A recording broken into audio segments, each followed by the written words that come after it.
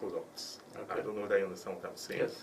So if you can have, one kind of service, so depending on what you do. So you can look at it, as, it's one product, So let's say, if you don't mind, we can use the law firm, I'm learning. So we can use, so if, for example, you do maybe lots of litigations, so that litigation in itself, you can look at it as one product, all right? So if you have more people coming in for litigations, yes, all well and good, and yes, it might be giving certain revenue, but the question is, can you actually do more than just litigations only?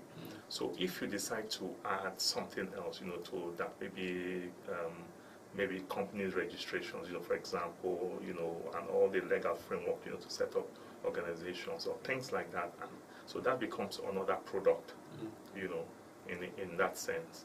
And then you think about another kind of service, that becomes another product. So you can actually increase, your product line. So when you have people coming in, your customers, yes, so they can buy more than one product. And then, yes, you can now have maybe more customers, coming in also. So that way, you can possibly have your revenue increasing.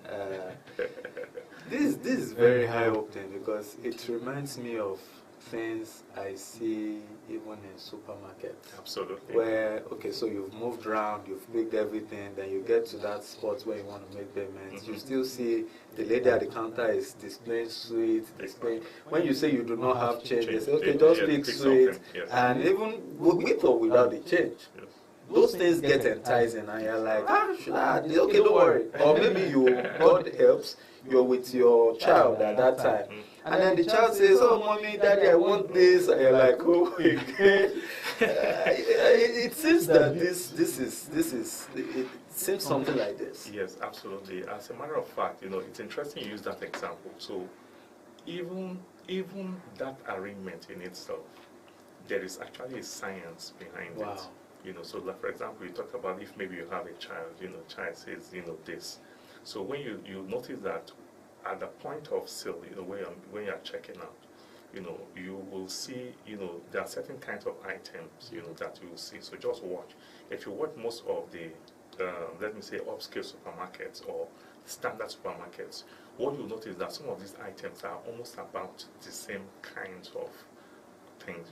There's actually a science behind it, even up to how you arrange the shelves. Wow. Yes, even up to how you arrange the shelves. Something you can share with us. So for example, it depends on what you are selling. So remember, we're talking about a supermarket item now. So most of the time, the things they want to move fast, will be, for example, maybe within the eye level. Okay. So when I come and I'm walking, so people, you have the average height of people, it's there. Then for some items that they know that, so it depends on the supermarket what they want to do. So there are some items that they know that they must sell it, whether you don't even put it on the shelf. People will ask you, where's this item, so they can decide, maybe to keep it elsewhere. But that the range of where the eyes are, what the eyes can see, it's important. So those items are arranged around there. So what I want to move fast, stay at the top layer. Stay at the eye level. Eye level, where people can easily see. Where they can easily see it. Wow. Yes. Wow. That's huge. So one of those conversations that we recently had with entrepreneurs is on product creation. And I see that, in summary, what you've helped us understand is, number one, you can make sales through new customer acquisition, and then number two, how much of value are you giving to the existing customers? And I particularly like that second, value for existing customers. And one of those things we said at that conversation was product creation. How many of the possible products have you found from your existing line of capacity? Okay, so I'm an entrepreneur. Just you've given the example of, let's say we run a law firm that is into litigation. Now, have we been able to look inward to see what else we can do, even Absolutely. to help our existing customers? So if I could just get into something that connects it very well for me. I know it said there was this story about what is this among many. Yeah, because that's just what it looks like. Yeah. That many people are trying to make sales, but they're not looking inward at those things that look like crumbs that they are not taking ownership of, and they are not packaging together I agree with you. to sell. So maybe you want to spend some time talking about the whole idea around discovering the crumbs within your business.